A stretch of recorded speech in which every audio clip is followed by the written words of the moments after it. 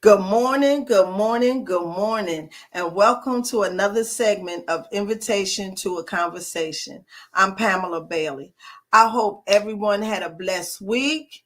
And as we continue the going to into the next week, I hope everybody will be safe and have a blessed Labor Day holiday.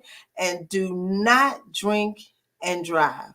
Find a designated partner or someone to do the driving, but still enjoy yourself.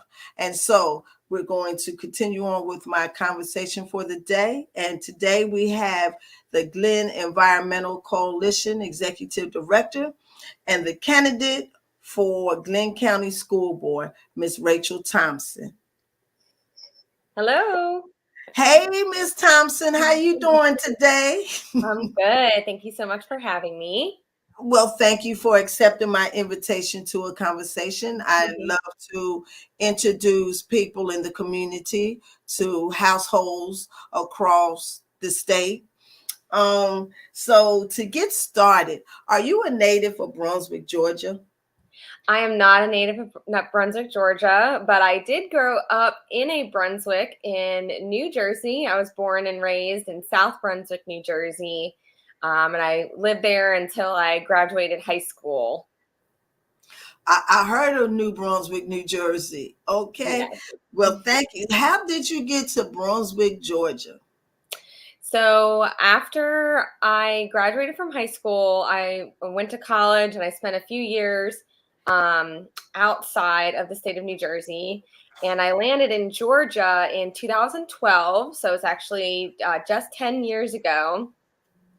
I was hired at the Jekyll Island 4 H Center on Jekyll Island, now known as Camp Jekyll, on the south end of the island.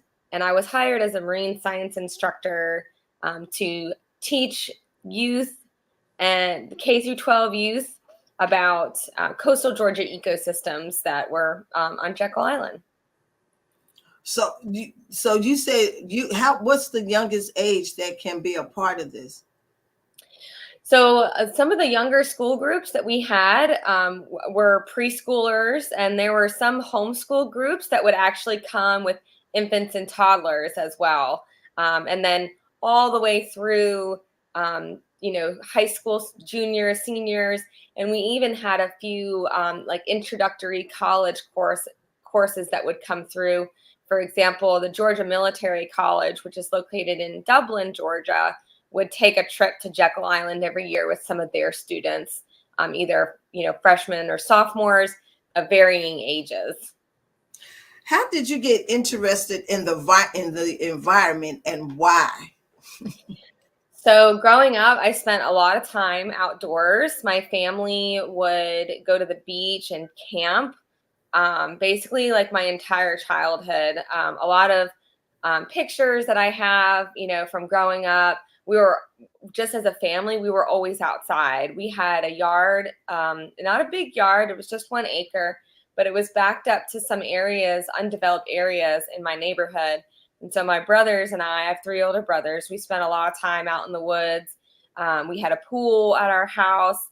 And so we just spent a whole bunch of time outside. And as I got older, I got more interested in science in middle school and high school.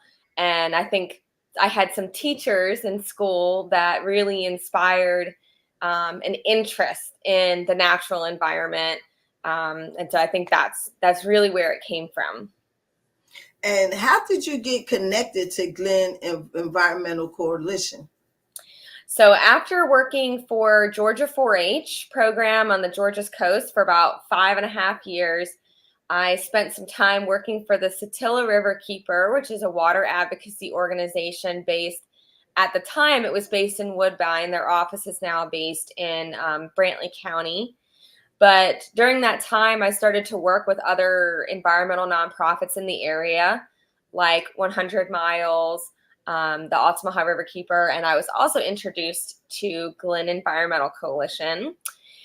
And initially, I became a member and just started learning more about the organization. And then I was actually invited to join their board of directors. I only served for about 6 weeks, and it was my second board meeting that I actually found out that the leadership at the time was getting ready to retire. And so I actually stepped down from the board of directors so that I could pursue that position. And they hired me in January of 2018. But I was already involved with the organization before, again, joining the leadership, both within the board of directors and then following as, being contracted to work for the organization. Can you explain what Glynn Environmental Coalition is and what is their mission and goal? Absolutely. So our mission is to assure a clean environment and healthy economy for citizens of coastal Georgia. So we are a coastal Georgia advocacy organization. We primarily work on we have a handful of different priorities, but our main overarching goal is making sure that as decisions are made, either at the local level, the state level, the federal level, we're looking at both the environmental impacts, which can be positive or negative, and then the economic impacts. Usually the decisions are being made to help stimulate the economy or grow our economy. But what we want to do is we want to make sure that there's a balance and that the decisions aren't going to negatively impact the environment and instead will either be neutral or have a positive impact on the environment. So in the past, Glynn County specifically has a history of decisions that have been made that have helped stimulate or grow the economy, but have significantly hurt the environment and then the people that live in Brunswick or in Glynn County that rely on that environment. So that was one of the reasons our organization was founded.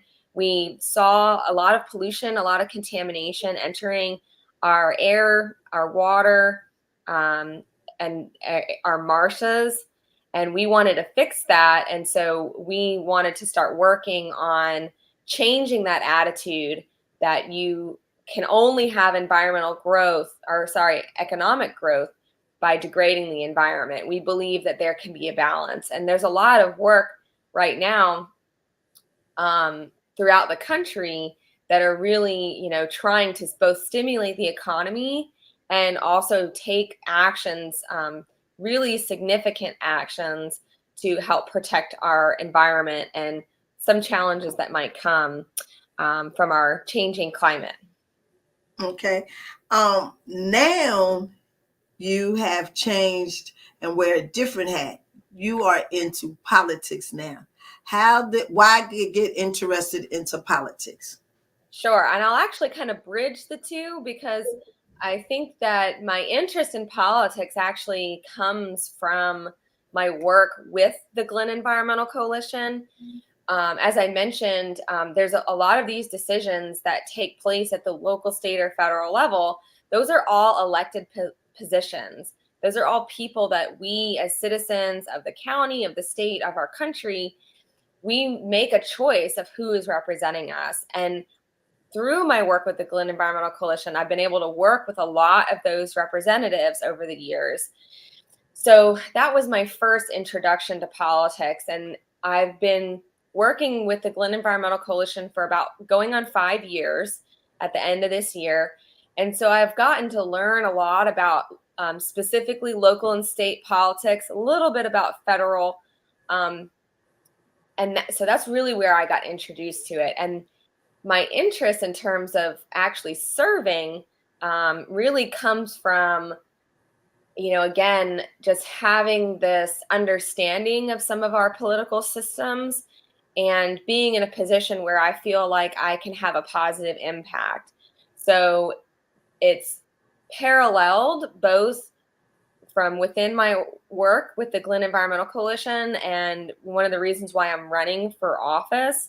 I feel like I understand these systems and I can have a positive impact. And I also have deep connections with the communities of Brunswick and Glynn County from working as a community advocate for a number of years here. So of all the positions that you could run for, why the school board? The reason why I chose the school board, I would say that there's two main reasons. So one, I believe that my career path, education has been kind of at the root of my career path and every decision that I've made that has brought me here. I've been teaching since I was in Girl Scouts as a middle schooler. There are programs in the Girl Scouts that's called the Program Aid Training Program, where older Girl Scouts teach younger Girl Scouts different things like heart health or seatbelt safety. There's a Kick Butts program, which is an anti-smoking campaign that I taught when I was in grade school. And then my first job in high school, I was a gymnastics coach, and I actually started teaching gymnastics at the gym that I was practicing at. And then teaching brought me to Georgia. Like I already mentioned, I was an environmental educator at the Georgia 4-H centers on both on Jekyll Island and on Tybee Island. So I really just feel like education has been a significant component of all of the work that I've done going back as far as I can remember. So that would be my first reason. And then my second reason is personally, I believe knowledge is power. And if you are an educated and knowledgeable individual, you can make smart choices. And so education is just such a powerful tool that I felt strongly pulled to be a part of designing, guiding, and playing an active role in basically Glynn County's education systems. So those, I would say, are my two main reasons why I was drawn to Glynn County Board of Education. You also have a strong local impact compared to, a state or federal office. So I'm always thinking about Brunswick and Glynn County and what I can do here in our home. What are the duties of the school board? Sure. So the Board of Education is, like I said, they're kind of a guiding and leadership of the Glynn County school system. They are the ones who set the local curriculum. Of course, we have state and national standards, but they're looking at locally programs that are relevant for our students. They take care of all of our Glynn County staff, our teachers, our administrators, janitors, bus drivers, all the support staff that are within our school system. They're making decisions to help take care of all the people that work within the school system. And then, of course, I think one of the biggest responsibilities that our school system has is the finances. So how they get to decide how those tax dollars are spent here locally. They can look for grants for specific programs. And ultimately, they decide what resources are brought to Glynn County. And that could be both programmatic resources or financial resources. It's, in my opinion, it's a pretty important job. Again, and education is just a crucial part of community, of society, of taking care of each other. So, that's, I think it's a very important job. What's the term? The term is 4 years. Mm-hmm. Yeah. Do you have an agenda to bring to the school board once you become a candidate? I mean, once you become a board member? Yeah, so I have a few, what I like to call my pillars of my campaign. I've tried to boil it down to 3 main pillars, though there's some little kind of branches off of each pillar. So the first thing is student, staff, and teacher-centered programs. So that's both, the curriculum for our students, making sure that we have curriculum that is centered around the individual experience of each student. An example of that are some of the programs that the school system has currently. They have apprenticeship programs for students that maybe are not looking at your traditional 4-year going to, undergrad after they graduate. There's also, with staff programs. They have a new program that they're rolling out right now that actually helps the paraprofessionals that have been with the school system for a number of years get a teaching certificate, because we do have a teacher shortage throughout the country. So they're working on ways to take those staff that are already committed to our school system and get them the tools and resources they need to continue to promote themselves and learn new skills that they can bring back to our students. So that kind of holistic view, like what is our school system doing to take care of everyone that's involved in our school system, that's really important to me, and making sure that it's inclusive of everyone. The second one is safe and healthy schools. So that kind of has to do with a number of things, but just to point out a few pieces of that. Back in 2018, I was able to work with a number of community residents and community advocates to help put the new Altama Elementary School at a new location, because the location of the former Altama Elementary School is about 1,500 feet away from a Superfund site. So looking at those environmental risks and helping the school system make decisions to protect not only our students but our staff is something that's really important to me. And that also includes things like nutrition and mental health, and taking care of our students and staff in that way. And then the last one is economic equity, which kind of ties into what I was mentioning about some of the financial decisions that our school system makes, which is basically how is the money and the resources spent within our school system, and how is it distributed? Is it distributed equitably? And I had some conversations with the school superintendent about some of their like RFP processes and how companies are able to bid on things, and just kind of looking at, again, how all of those resources are being distributed within and outside of our school system, and making sure that that's being done in an equitable way. That's something that's really important to me. Now, speaking of Altama School, I have two questions. Sure.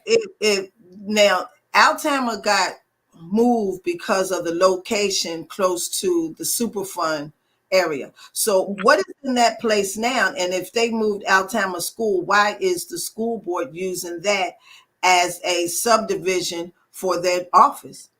Sure. So the information that we had at the time, this is going back to 2018, was that there were some concerns and risks about the Superfund site, and specifically the groundwater at that site. And those concerns were that there was a lot of unknowns. We really didn't know what the state of the groundwater was at that site, because the monitoring hadn't been done for us to understand and have that information. Fast forwarding to right now, we do have a little bit more information about that. There was actually a groundwater report that was released this time last year, that says that there is some groundwater contamination, but it's actually closer to Walmart and the Legacy Apartments than the south side of that Superfund site that is near the school system. Of course, with any Superfund site, the groundwater can still move. And 10 or 15 years from now, we might be in a different situation. But as of right now, the current situation at this time is actually that new data shows that the school at this time is safe, and is not, the groundwater contamination is not underneath that property. So I think that's just an important clarification that, back in 2018, we didn't have that information. So we wanted to make sure that those elementary students, which, our youngest students are our most at risk of, significant health impacts, we wanted to get them away from that. But it'll definitely be something that if I'm serving, or even just as a community advocate, I'll be watching for how that Superfund site might change over the years and what the school system might need to do to protect the staff, because it is going to be used in the future as an administrative building for the school system. So how long ago did the schools board decide that they were going to remodel Altama School? Because if it was back in 2018, why didn't anybody do the testing and all they had to do was rebuild Altama where it was? Or did the school board need a new space for its department? So I think that, okay, I'm going to try to break this question down. So the first question I think is, why didn't they do the testing at the time? So the Environmental Protection Agency is responsible for determining, what testing is necessary. And this is, I say we as in the capacity of the Glynn Environmental Coalition and the citizens, had asked the Board of Education, if you are going to put Altama Elementary here, this is what we think you need to do to make sure that that new school, which would have been on the back side of that property, would have been safe. And I think one of the main determining factors was it would have been a very significant cost, close to maybe $1 million or multi-million dollars for them to figure all that out just to determine if it was a safe spot or not. Instead, what they said was, let's look at a property on the northern side of Altama, and that was safe. And they ended up purchasing for about $1.5 million that property where they put the new school. So it was more fiscally efficient for them to just pick a new location rather than having to do all that testing. And then since then, as I mentioned, the responsible party of that Superfund site has actually done that testing and found out that information. So the school system didn't end up having to pay to find out all that information, and the EPA and the responsible party have since paid for it. Okay. Last Saturday, I had Dewana Walker and Mr. Kelly Mathis on from This Is What Voting Looks Like. Mm-hmm. And we were discussing some of the places that voter registration should be considered. And one of the places was inside schools, mm-hmm. High schools or middle schools. What is your thoughts on having voter registration or teaching about voting as a curriculum in the school system? Well, I think, voting is a founding piece of our democracy. It doesn't work. Our democracy doesn't work correctly if people aren't able to vote. So I definitely believe that having voting registration as a part of our school system would be very positive. Once someone turns 18 and they have that first opportunity to vote, if they don't vote that first time, they're actually a lot more likely to continue or consistently not vote. So if we can get our seniors or juniors, depending, that are turning 17 or 18, you can actually register to vote a few weeks before your 18th birthday in anticipation for turning 18. So I would definitely be in favor of programs specifically within our high schools to get our aging, juniors or seniors registered to vote and teaching them about how important it is to vote. Absolutely. I think that would be a great program. What is your thoughts about senators and governors eliminating books out of the school system? So what I'll say about that is, since I am running for local school board, and I know that there's a lot of stuff going on nationally about banning books, but right now the Glynn County school system is not having discussions about banning books.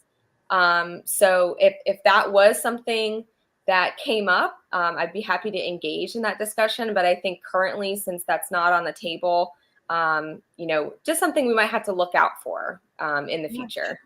And even though that topic is not on the table, Yeah.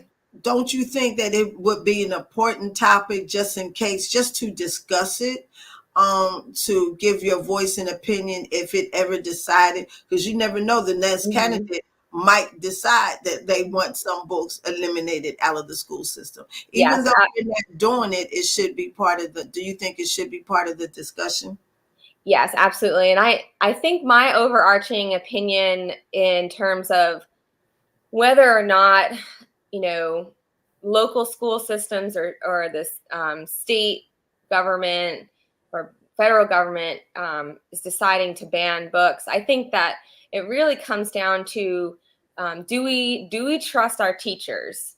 And I think that when we're hiring our teachers, we have to be able to trust that they are going to have appropriate conversations with our students about um, maybe some of the topics that people are worried about that are in these books.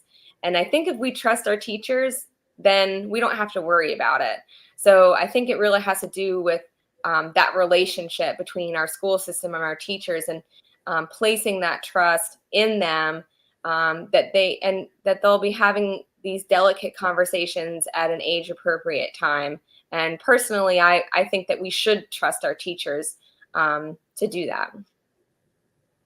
Okay. What is your thoughts on critical race theory?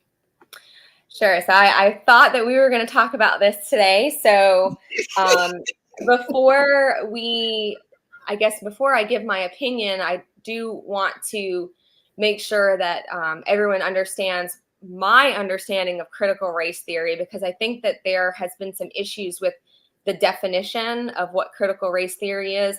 So before I give my opinion, I want to make sure that everyone knows what I believe it is.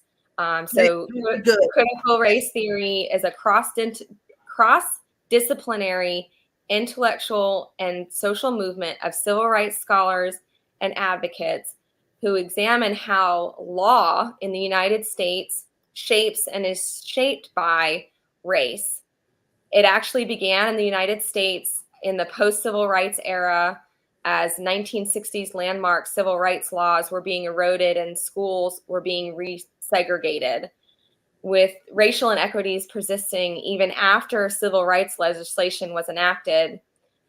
Critical race theory scholars in the 1970s and 1980s began reworking and expanding what they call critical legal studies and theories on class, economic structure, and the law to examine the role of those laws in perpetuating racism. So that's the big concept. That's how I would define critical race theory. That, as an academic legal theory, is generally only taught in higher education. I think that's an important distinction. Now, what my opinion is again, critical race theory in that context is generally usually taught in law school. But I think where people are getting confused right now is in the discussion of how to teach history, right? And what I believe and what I think should be taught in K through 12 schools is a truthful and accurate account of U.S. history. So we can't talk about the Civil War without talking about slavery, right? We cannot have a truthful and accurate conversation, and our teachers can't educate our students about what happened in the Civil War without talking about slavery, which of course has to do with race, right? Mhm. Fast forward to the civil rights movement, talking about Martin Luther King Jr., everything that happened during the civil rights movement, same thing. We cannot talk about the history, the truthful and accurate history of what took place during that time without talking about race. So I say that to say that I think that we can talk about our history and teach our children about the history of our country without talking about what some people consider critical race theory, which is taught in universities and colleges. throughout the state. So I hope that answers the question and kind of gives some insight into what I believe should be taught in our school systems. And I think that's one of the quote unquote controversy around critical race theory is because the people who don't want it has their own personal ideal about what Mm-hmm. critical race theory is from their Absolutely. understanding. And it just doesn't start post Civil War. Mm-hmm. It Yeah. starts from the Great Migration.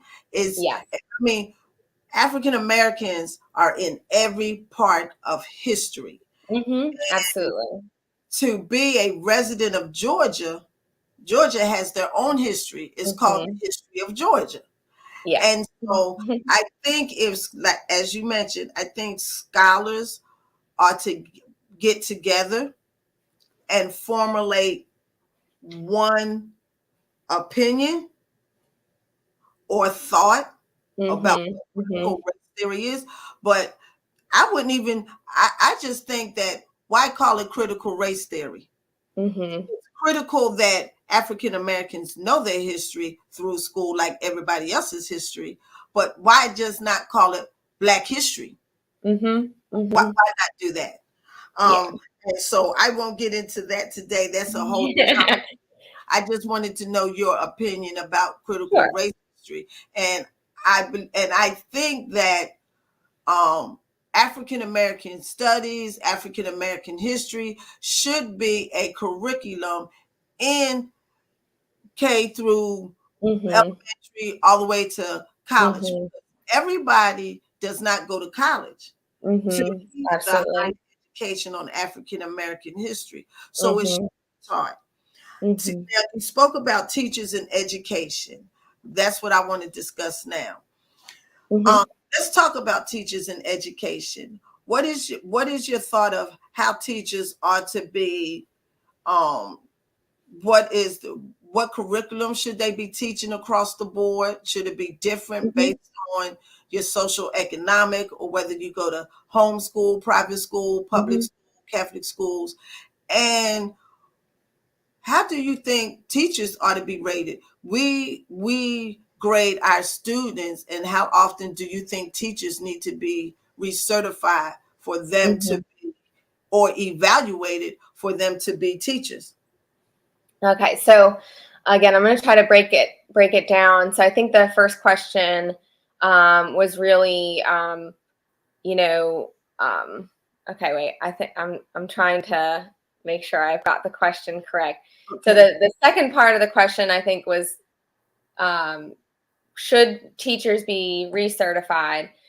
So um, I believe that the way the teacher certification program is set is, and this is similar to like law programs, like passing the bar, or how doctors are certified.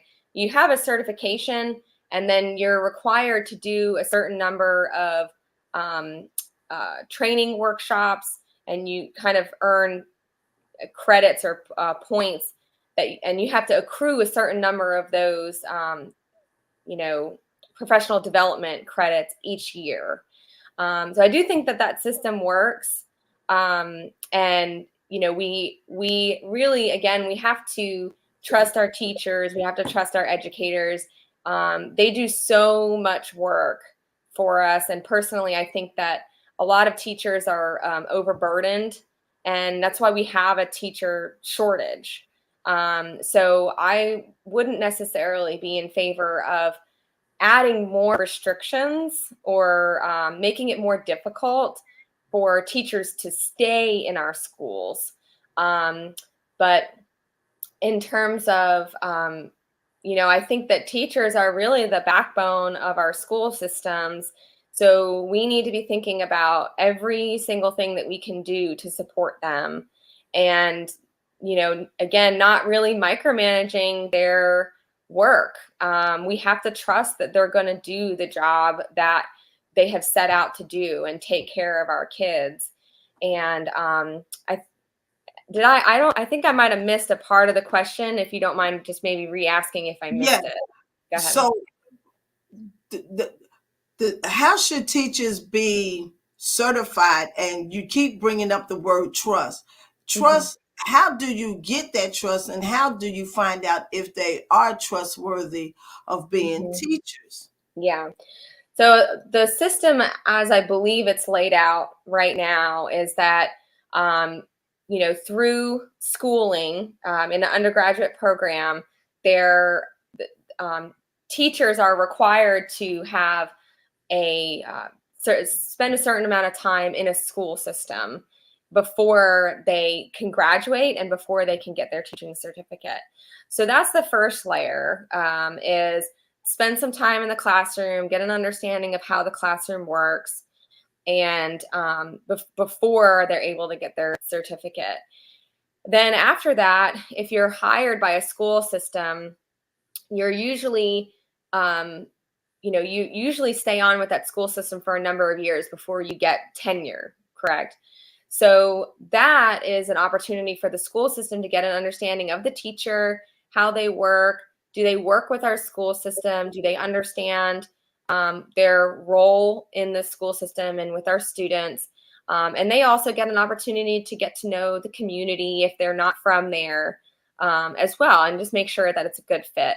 So I kind of see that as the second phase of that maybe vetting process, if you will. And that's a really critical part of developing that relationship and developing that trust, both between the school system and the teacher and the students, and parents, of course, because we can't forget them. They're a very integral part of this equation as well. So I think that's where the trust comes in. But I guess maybe one of my concerns is that we don't trust them enough, or maybe the system that's in place doesn't develop a relationship that would allow us to have full faith and trust in our teachers. And that's something that I'd like to take a critical look at if I'm elected, is how can we continue to grow those relationships and continue to build trust with our teachers, so that we can support them better in the classroom. And before we move on to the curriculum in the schools, Mm-hmm. when you talk about trust, how far back does the background of a teacher go? Because we have a high statistical number of teachers committing certain acts with students. Yeah. How do we knuckle down on eliminating and knowing that type of teacher to be in our school system? Mm-hmm.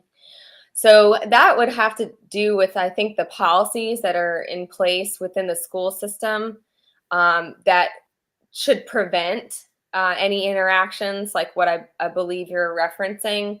And as I get more familiar with the school system and get a better understanding of those policies, I could better articulate, maybe what changes might need to be made so that we can ensure that those types of interactions are not, allowed.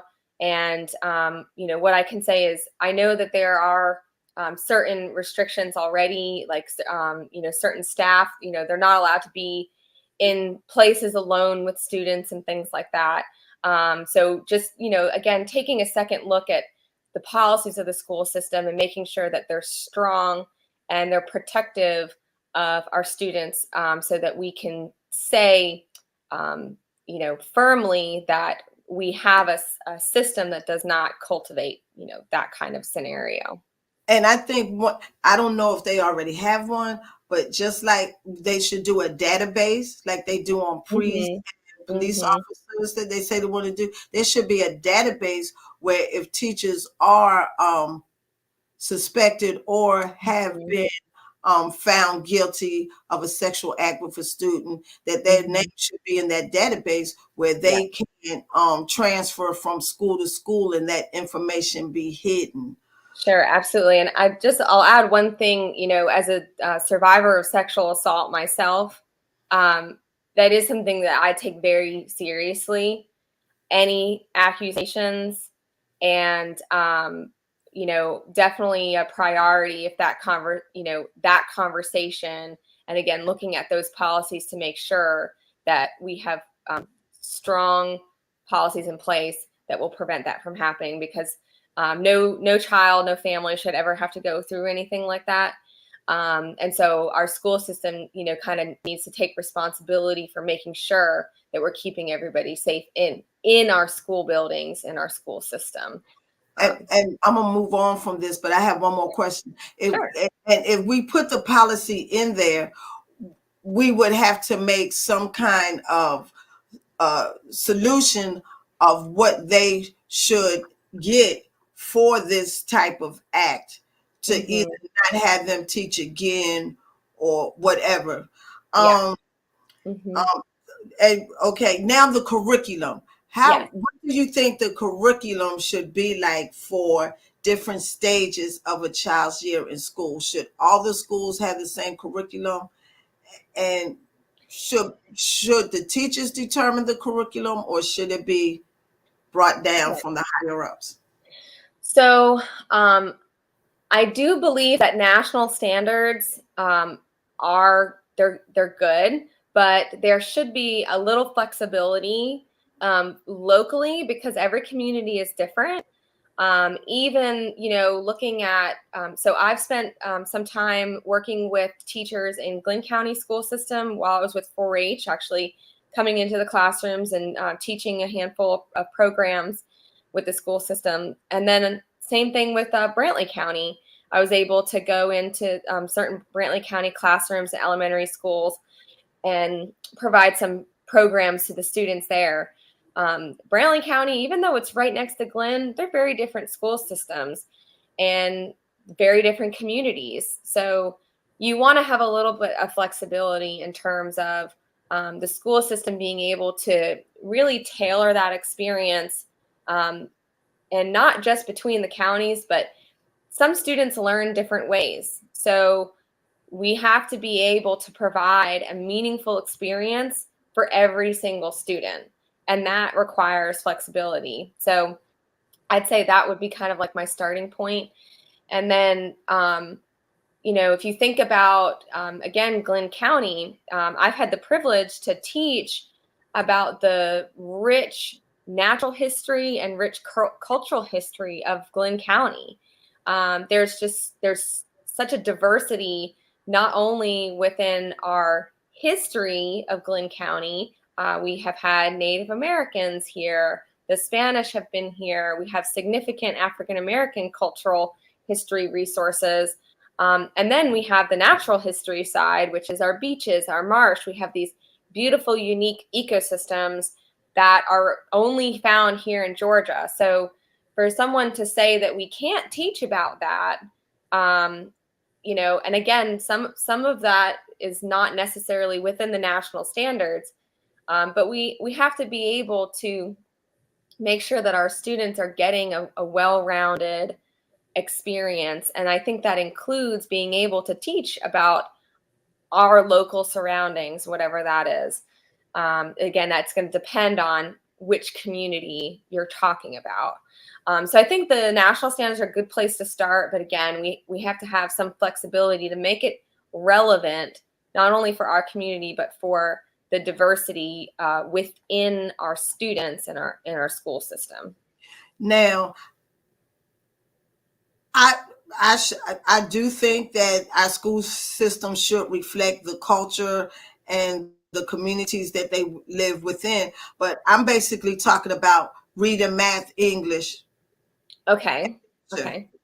So because some private schools or home schools, they're teaching economics. They teach everyday living, like how to write out a check, going to the bank, things like that. Those are the type of things. I mean, what you said is good too, but I'm talking about the basic curriculum in school. Do you think that what is being taught in private schools and homeschooling, that all those grades, whether they're in a different culture, they're not, should that all the learning of the basic education in school be taught, or should it be different because someone pays for their child to school, and in public school you don't pay for your child to go to school? Yeah, well, I certainly think that there has to be a standard, and it shouldn't be. Let me think of how to put this. It shouldn't, if you are going to public school versus private school, you shouldn't be having a worse experience or less resources for each student. That is certainly a really significant challenge that I think our country is facing right now, is kind of deciding how to make sure that there's continues to be a level playing field for all students, whether you're being homeschooled in a private school or in a public school. So I think our school system and a state and federally, we have to be able to make decisions to make sure that private schools, say for example, aren't taking away resources from our public schools, or students that are in public schools are getting marginally worse experience than students in private schools. So I do think we have to make decisions to make sure that everyone that's going through school kind of has same opportunities, similar opportunities, regardless of how you're being taught. Right, because you have social economics, you have social justice, and then you have social education. Because I'm sure if you look at the curriculum on the island or in McIntosh County and Brunswick, there's going to be some differences. And are the students from first grade to 12th grade being taught the same curriculum, or is it being different because some people go to public and some go to private? And and that's what basically what I'm saying. Yeah, but I think it's kind of you mentioned like between McIntosh County and even some of the schools within Brunswick. I think the question that we have to ask is, the experience different because it's more relevant for the students that are within that school, or is it a difference because there's inequities in the resources that are being provided? And I think that I don't know if that makes sense, but again, just kind of going back to, we want to make sure that we have a diversity of experience within the schools to meet the varied needs of our students, but that they're all kind of coming out of it, out of our school system. Does that make sense? I hope I'm framing it the correct. I don't know if so what I'm saying is, suppose the 12th grader over here gets basic math out, and then they go to, let me say a high schooler from 9th to 12th grade, they get algebra, trig, or whatever. But say you go somewhere else to a private school where they're paying opposed to a public school, and they're getting trigonometry and all that other thing. So you put those two students, those students together, who's getting the better education? Now, and why does it have to be based off of resources? You know what I'm saying? So I'm saying the diocese of the school system at the top, why do they have to say, well, because this school is private, they're going to get this education? And see, that makes some students already prepared higher for other students, but they're already not on the same playing field. Yeah, I see what you're saying. So, yes. Okay, let's move along. We talked about the shortage and bus driving shortage. When you become the next school board member, how would you tackle the shortage of bus driving, and if you know the needs of the bus drivers and why there is a shortage, can you tell me about that? So I think, and there's a lot of shortages of staff, varied types of staff throughout the country, whether it's, with our nurses, with our teachers, with, hospitality staff here in the Golden Isles. So whenever you have a shortage, you have to ask yourself, like you mentioned, why is there a shortage? And as a member of the Board of Education, that would be a question that I hope to really dive in and try to figure out, why do we have a bus driver shortage here in Glynn County?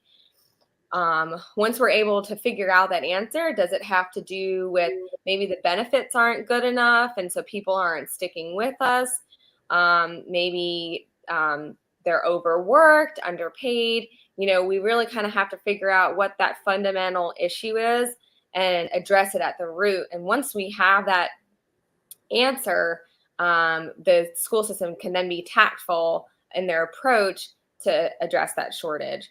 So that's. And is it behavior among the students on the bus per the bus driver or whatever? What is that connection? Yeah. And it could be, absolutely. And so, one way to do that, and I have to admit that I'm not aware if the school system does this, is as a bus driver is leaving the school system, what's that exit interview process? Are we capturing the information from an individual who's leaving the school system and really understanding what the basis of that decision is? Is it, again, does it have to do with the students? Does it have to do with the routes? Does it have to do with the pay? So there's a lot of factors that can go in, or, maybe neighboring school systems are paying more. And so they leave Glynn County to go to McIntosh or Brantley. So, we have to consider the vast landscape of why that shortage could be happening, and really to really understand how we can address it and how we can fix it. And then, of course, again, bringing kind of back that equity is how once a bus driver enters our school system, how are we taking care of them? And are we offering them opportunities for growth? Are we offering them opportunities for healthcare, supporting their families? And we have to develop a relationship with all of our school system staff to understand that they're cared for.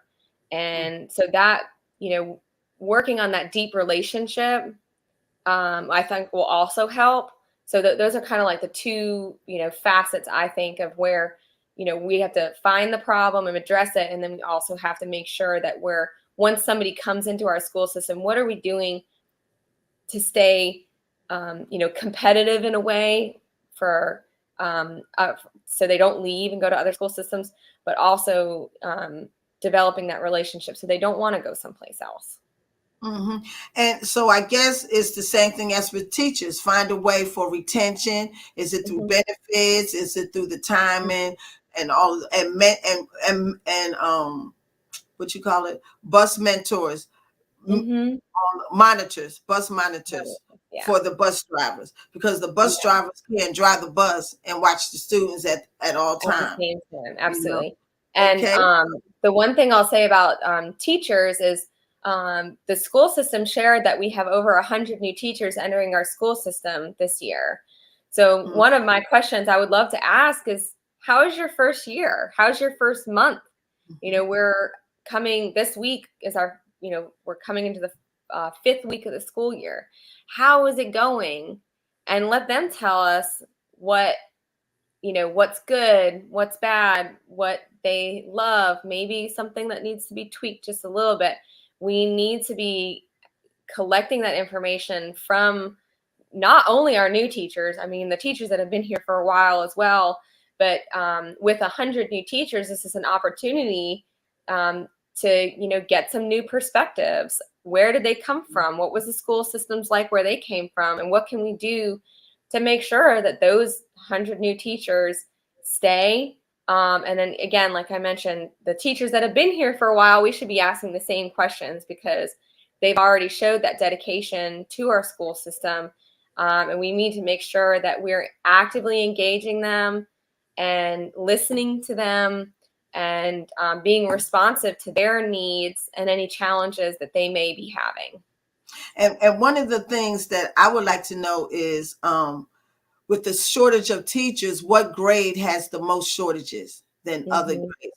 So, Miss Thompson, since you are running for school board, find me a new teacher and let me and reference me, and I'll invite them to an invitation to a conversation and ask those questions that you asked about being new in Brunswick, Georgia, as a teacher. I will. I'll do that. Okay. If you could implement one curriculum when you become the new school board member, what would that curriculum be and why?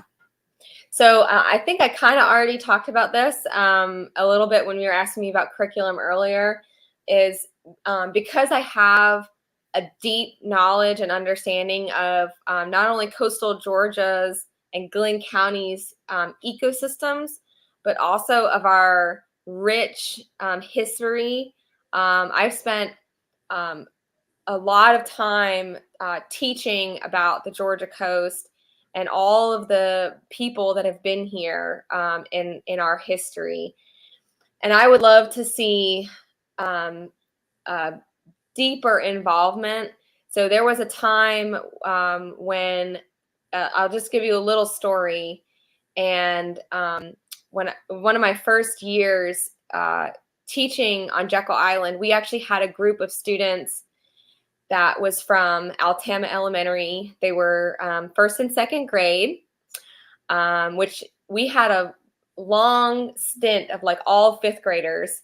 So, and then we got the first and second graders. And so we're like, oh my gosh, they're so cute. And we were so excited to have these little guys running around the 4-H center. But what was really crazy to me at the time was that a lot of these students had never seen the beach before. And it was amazing to me that kids that live here in Brunswick and grow up right here, right next to the beach, had never been to the beach. And so, that's something that I think is really important for the school system to make sure that, from first and second grade all the way to high school, that we're sharing the natural history, the cultural history of our community with our school system. And we have the resources to do it. We have the 4-H Center. We have groups like the St. Simon's African American Heritage Coalition. We have, sorry, I'm just trying to think of a few other groups that are here. We have there's a Brunswick African American nonprofit as well that talks about their cultural history. We've got the Jekyll Island Authority that has exhibits both on the natural history of Jekyll Island, but the cultural history, where they talk about the Wanderer, which was one of the last slave ships to come to America, and it landed right here on Jekyll Island. And why? The why is because this is our community. This is the history of our space. When you go to Savannah, it talks all about the live oak trees and our maritime forests, and there's programs, tons and tons of programs about the history of Savannah.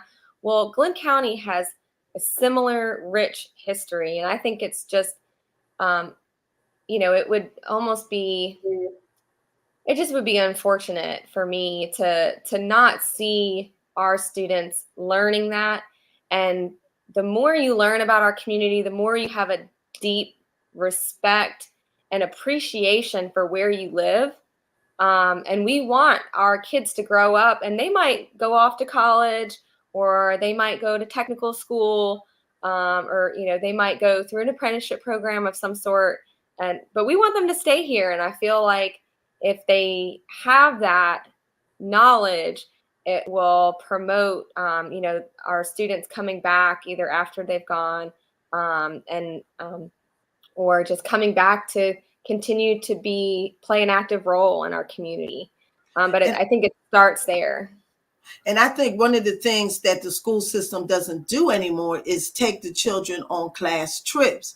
That used to be a big thing. They didn't have to spend a lot of money, but like you said, just within the communities or the outside communities, there's a lot of places, museums that they can see, and that will be one of the things that will interest them.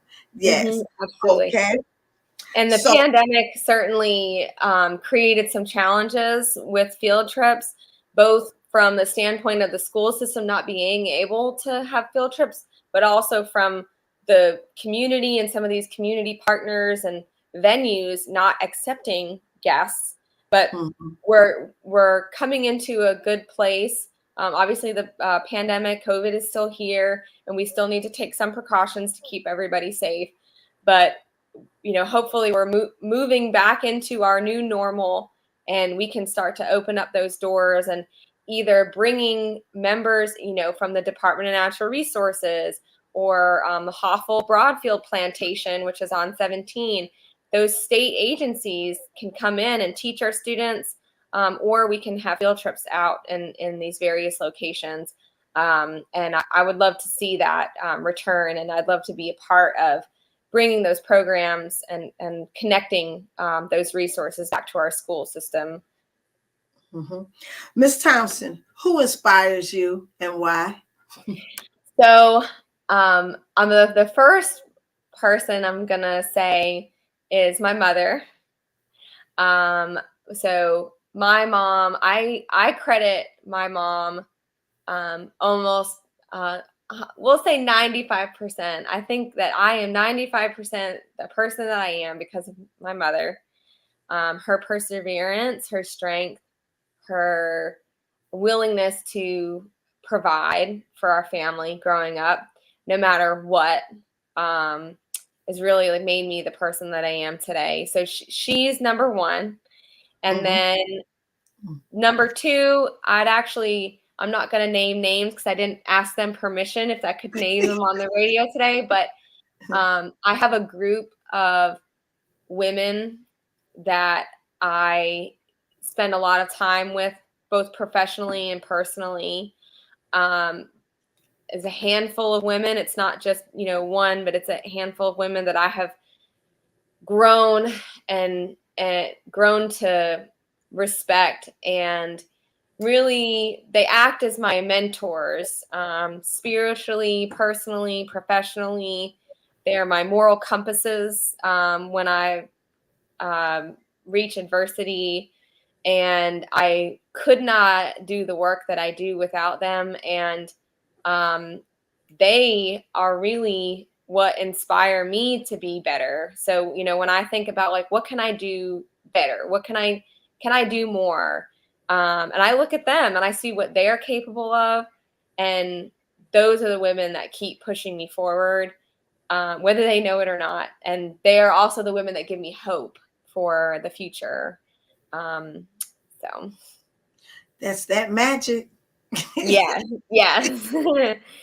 Okay. Feminine energy for sure. Yes. What is your favorite scripture, phrase, or testimony that keeps you grounded? Sure. So I've got a quote for you here. So um you measure the size of your accomplishments based oh sorry, I messed it up. I'm gonna restart. You measure the size of your accomplishments by the obstacles you had to overcome to reach your goal. That's Booker T. Washington. So I had some challenges in my youth, um, challenges that if it wasn't for the people, my mother, like as I mentioned, advocating for me and putting me first, I certainly wouldn't be in this room with you today. I wouldn't be the community advocate that I am today. And, really who knows where I would be. But I've always believed that adversity introduces you to yourself when you have to go through difficult things at whatever age. Some people, they reach adversity in their 20s or their 30s or their 60s. There's no telling when you're going to reach adversity, but how you react and what you do, and how you take those challenges and try to turn it into something better, I think is really what makes you who you are. And so that's something that I've always kind of held deeply, as something that, drives me, especially in the work that I do. It's very hard working for a nonprofit organization. It's mentally and physically challenging every day. Being a public servant and running for office, serving if elected, it's going to be similarly as challenging. But if it was easy, everyone would do it. And I think that the challenges that I've been able to overcome in my life have set me up to succeed in all of the roles that I play for the community. Thank you, thank you, thank you. I'm gonna have to get that quote later on, or maybe you can send it in Sure. the comment box. I will. Well, I'll message it to you. okay. Well, once again, that's the end of our conversation. I want to thank Ms. Thompson again for accepting my invitation to a conversation.